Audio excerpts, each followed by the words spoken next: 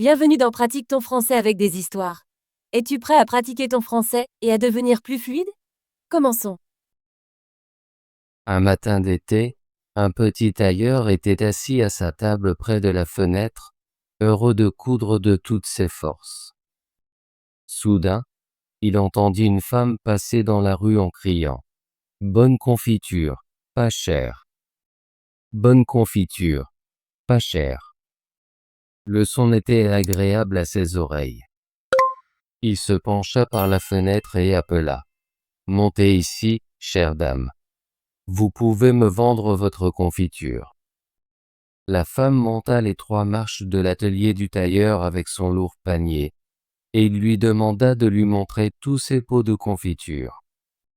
Il examina chacun d'eux, les souleva, les renifla, et finit par dire « Cette confiture me semble bonne. Donnez-moi 4 onces, chère dame. Si c'est un peu plus, ça ne fait rien. » La femme, espérant réaliser une bonne vente, lui donna ce qu'il voulait mais s'en alla en râlant, très en colère. « Maintenant, que Dieu bénisse cette confiture pour moi, » cria le petit tailleur, « et me donne la santé et la force. » Il sortit du pain du placard, coupa une tranche, et étala la confiture dessus. « Ça va être bon, » dit-il, « mais je vais finir ma veste avant de prendre une bouchée. » Il posa le pain à côté de lui et continua à coudre, si heureux que ses poings devenaient de plus en plus grands. Pendant ce temps, l'odeur sucrée de la confiture monta jusqu'au mur où de nombreuses mouches étaient posées, et elles furent attirées en grand nombre. « Eh, qui vous a invité ?» dit le petit tailleur en essayant de chasser les invités indésirables. Mais les mouches, ne le comprenant pas, revenaient toujours plus nombreuses. Finalement, le petit tailleur perdit patience, attrapa un morceau de tissu sous sa table de travail et dit « Attendez, je vais vous donner quelque chose. » Il frappa les mouches sans pitié, et quand il regarda, il en trouva 7 mortes, les pattes étendues. « Vous êtes vraiment ce genre de nuisible ?» dit-il, admirant sa propre bravoure. « Toute la ville va entendre parler de ça. » Le petit tailleur coupa rapidement une ceinture pour lui, la cousit ensemble et broda en grosses lettres « 7 d'un coup. » « Quoi? La ville? » continua-t-il. « Le monde entier le saura. » Son cœur bondit de joie. Il mit la ceinture et décida de quitter son petit atelier, car il se sentait trop brave pour y rester. Avant de partir, il chercha autour de la maison quelque chose à emporter, mais ne trouva qu'un vieux fromage qu'il glissa dans sa poche. Dehors, il remarqua un oiseau pris dans un buisson. Il le mit dans sa poche avec le fromage. Maintenant, se sentant audacieux, il emprunta le chemin. Comme il était léger et rapide, il ne se sentait pas fatigué. Le chemin le mena en haut d'une montagne, et quand il atteignit le sommet, il vit un grand géant assis là, regardant autour de lui confortablement. Le petit tailleur s'approcha de lui avec bravoure et dit « Bonjour, ami. Tu es assis ici, surplombant le vaste monde. J'y vais aussi, espérant tenter ma chance. Veux-tu te joindre à moi ?» Le géant regarda le tailleur avec mépris et dit « Toi, petit vaurien, tu es une créature pitoyable. »« Oh, vraiment ?» répondit le petit tailleur. Il déboutonna son manteau et montra au géant sa ceinture. « Tu peux lire quel genre d'homme je suis. » Le géant lut « 7 d'un coup » et pensa que le tailleur avait tué cet homme, ce qui lui donna un peu de respect pour le petit homme. Pourtant, le géant voulut le tester. Il ramassa une pierre et la pressa jusqu'à ce que de l'eau en coule. « Peux-tu faire ça ?» demanda-t-il. « C'est tout, » dit le tailleur, C'est un jeu d'enfant pour moi. Il sortit le fromage mou de sa poche et le pressa jusqu'à ce que le liquide s'en échappe. Tu vois? C'était un peu mieux, non? Le géant était choqué et ne pouvait pas croire ce qu'il voyait. Puis, le géant prit une pierre et la lança si haut qu'il était difficile de la suivre du regard. Alors, petit homme, peux-tu faire ça aussi? Bien lancé, dit le tailleur, mais la pierre va redescendre. Je vais en lancer une qui ne reviendra pas du tout. Il prit l'oiseau de sa poche et le lança en l'air.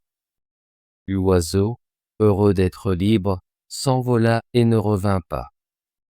Qu'est-ce que tu penses de se lancer, ami? Demanda le tailleur. Tu sais certainement lancer, dit le géant, mais voyons si tu peux porter quelque chose. Il emmena le petit tailleur jusqu'à un énorme chêne qui avait été abattu et dit, si tu es assez fort, aide-moi à sortir cet arbre de la forêt. Bien sûr, répondit le petit tailleur. Tu prends le tronc sur tes épaules, et je soulèverai les branches et les brindilles. C'est la partie la plus lourde. Le géant prit le tronc sur son dos, mais le tailleur s'assit sur une branche.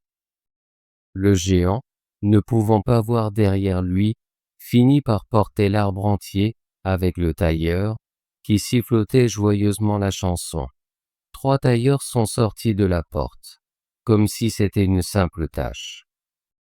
Après avoir traîné le lourd arbre un moment, le géant ne pouvait plus avancer et dit « Je dois laisser tomber l'arbre ».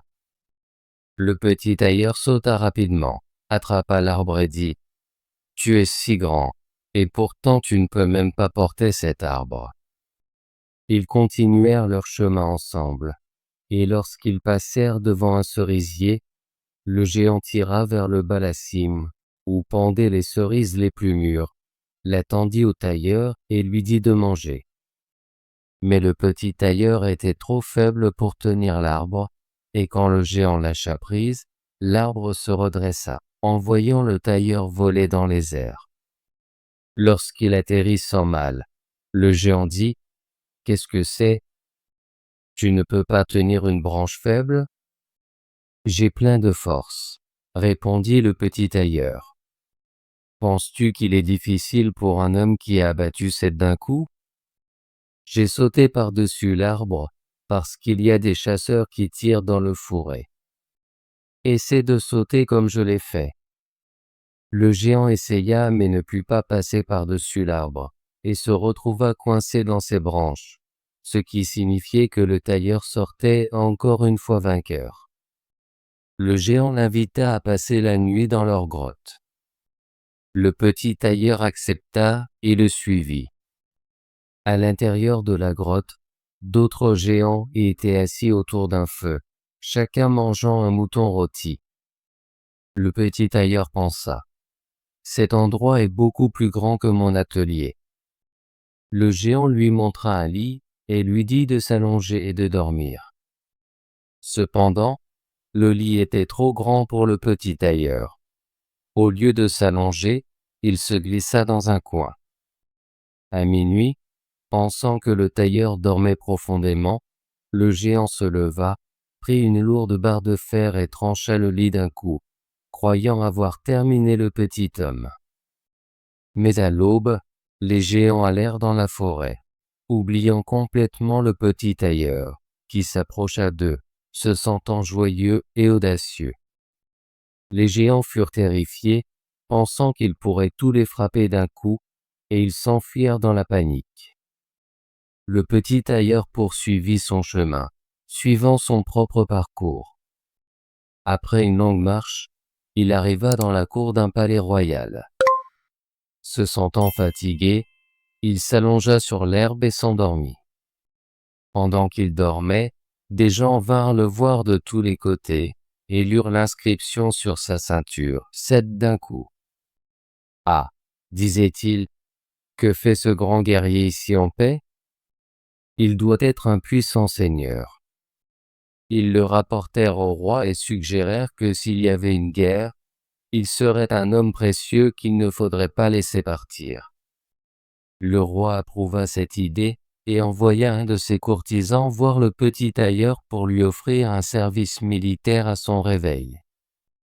L'ambassadeur se tenait près du tailleur endormi, attendant qu'il s'étire et se réveille, puis lui fit part de la proposition du roi. « Je suis venu pour ça, » répondit le tailleur. « Je suis prêt à servir le roi. » Il fut accueilli avec honneur et obtenu une place spéciale pour vivre. Cependant, les autres soldats étaient contre le petit tailleur et souhaitaient le voir loin. « Que va-t-il se passer maintenant ?» murmuraient-ils entre eux. « Si nous luttons contre lui, 7 d'entre nous tomberont à chaque coup. Personne ne peut lui résister. » Ils décidèrent d'aller ensemble voir le roi et demandèrent à être renvoyés. « Nous ne pouvons pas rester avec un homme qui peut tuer 7 d'un coup, » dirent-ils. Le roi se sentit désolé de perdre tous ses soldats loyaux à cause d'une seule personne, et regretta de jamais avoir vu le tailleur. Mais il n'osa pas le renvoyer, craignant que le tailleur ne l'abatte et ne prenne le trône pour lui. Il y pensa longtemps jusqu'à ce qu'il trouve une solution. Le roi envoya chercher le petit tailleur et lui dit que, puisqu'il était un si grand guerrier, il avait une faveur à demander. Dans une forêt de son royaume, 2 géants causaient de grands troubles avec leurs vols, leurs meurtres et leurs incendies, et personne ne pouvait s'en approcher sans risquer la mort. Si le tailleur pouvait vaincre et tuer les géants, il lui donnerait sa seule fille à épouser, ainsi que la moitié de son royaume en dot, et enverrait une centaine de cavaliers pour l'aider. Ce serait une offre merveilleuse pour un homme comme moi, pensa le petit tailleur. On n'offre pas tous les jours une belle princesse et la moitié d'un royaume. Oh oui, répondit-il, je vais vaincre les géants et je n'ai pas besoin de l'aide de 100 cavaliers. Un homme qui peut frapper 7 d'un coup n'a aucune raison de craindre 2. Le petit tailleur se mit en route, et les 100 cavaliers le suivirent. Quand il atteignit le bord de la forêt, il leur dit « Attendez ici, je vais m'occuper des géants moi-même. » Il sauta dans la forêt et regarda autour de lui. Bientôt, il aperçut les 2 géants endormis sous un arbre, ronflant si fort que les branches tremblaient. Le petit tailleur ne perdit pas de temps, rassembla 2 poches pleines de pierres et grimpa dans l'arbre. À mi-chemin, il glissa le long d'une branche jusqu'à ce qu'il soit juste au-dessus des géants et commença à lâcher des pierres sur la poitrine de l'un d'eux. Pendant longtemps, le géant ne sentit rien, mais finalement il se réveilla et poussa son ami en disant « Pourquoi me frappes-tu » ? « Tu dois rêver, » répondit l'autre, « je ne te frappe pas. » Ils essayaient de se rendormir, mais le tailleur lança une autre pierre sur le 2e géant. « Que se passe-t-il » cria le 2e géant. « Pourquoi me frappes-tu » ? « Je ne te frappe pas, » grogna le 1er géant. Ils se disputèrent un moment, mais comme ils étaient fatigués, ils finirent par se rendormir. Le petit tailleur recommença, prit la plus grosse pierre et la lança de toutes ses forces sur la poitrine du 1er géant. « C'est trop !» cria le géant, se levant comme un fou et poussant son ami contre l'arbre jusqu'à ce qu'il tremble. L'autre géant lui rendit l'appareil, et ils furent si en colère qu'ils commencèrent à arracher des arbres et à se frapper l'un l'autre jusqu'à ce que tous 2 tombent morts au sol en même temps. Le petit tailleur sauta et dit « Quelle chance ! S'ils avaient arraché l'arbre où je suis assis, j'aurais dû sauter dans un autre comme un écureuil. Mais nous, les tailleurs, sommes rapides. » Il sortit son épée et poignarda chaque géant dans la poitrine plusieurs fois, puis sortit pour voir les cavaliers et dit « Le travail est fait. Je les ai tous les 2 terminés, mais ça a été un travail difficile. Ils étaient si désespérés qu'ils arrachèrent des arbres pour se défendre. Mais ça n'a pas d'importance quand quelqu'un comme moi arrive, capable de tuer sept d'un coup. Mais es-tu blessé? Demandèrent les cavaliers. Ne vous inquiétez pas pour ça, répondit le tailleur, pas un cheveu de ma tête n'a été touché. Les cavaliers ne le crurent pas et entrèrent dans la forêt. Là, ils trouvèrent les géants gisant dans leur sang, entourés d'arbres arrachés. Le petit tailleur demanda au roi la récompense promise. Mais le roi regretta sa promesse et pensa à un autre moyen de se débarrasser du héros. Avant de recevoir ma fille et la moitié de mon royaume, dit-il, tu dois accomplir une autre tâche héroïque. Dans la forêt, il y a une licorne qui cause de grands dégâts, et tu dois d'abord la capturer. Je crains une licorne encore moins que deux géants. 7 d'un coup, c'est mon genre de travail, répondit le tailleur. Il prit une corde et une hache avec lui, entra dans la forêt et dit à ceux qui l'accompagnaient d'attendre dehors. Il chercha longtemps jusqu'à ce qu'il aperçoive enfin la licorne, qui se précipita vers lui comme si elle voulait le percer avec sa corne. Doucement, doucement. Ça ne peut pas se faire si vite, dit-il, restant immobile et attendant que la licorne soit proche, puis sauta rapidement derrière un arbre. La licorne se heurta à l'arbre avec toute sa force et se retrouva coincée, incapable de se dégager. « Maintenant, je t'ai eu, dit le tailleur, et il sortit de derrière l'arbre, mit une corde autour de son cou et utilisa sa hache pour libérer sa corne de l'arbre. Une fois tout prêt, il ramena la licorne au roi. Le roi ne voulait toujours pas lui donner la récompense promise et fit une troisième demande. Avant le mariage, le tailleur devait capturer un sanglier sauvage qui causait un grand chaos dans la forêt, et les chasseurs l'aideraient. Avec plaisir, dit le tailleur. C'est un jeu d'enfant.